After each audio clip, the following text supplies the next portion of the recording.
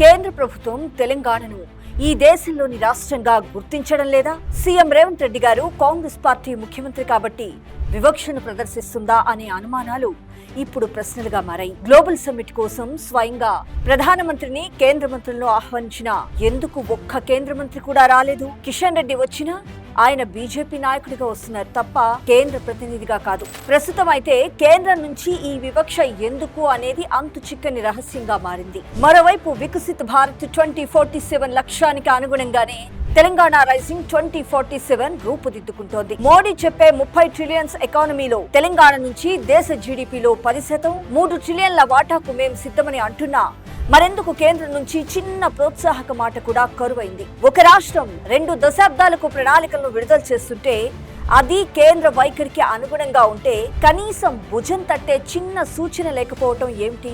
కాంగ్రెస్ ప్రభుత్వం ఉంటే చాలు వివక్ష ప్రదర్శించాల్సిందేనా? కేంద్రంలో పెద్దన్నగా మోడీకి ఏ బాధ్యత లేదా? రీసెంట్ గా స్కై రూట్ స్టార్ట్అప్, సాఫ్రాన్ ఇంజిన్ల యూనిట్ ఈవెంట్స్ కు వర్చువల్ అటెండెన్స్ వేసిన మోడీ మరి గ్లోబల్ సమ్మిట్ కోసం ఒక చిన్న వీడియో సందేశమైనా ఎందుకు ఇవ్వలేకపోయారు?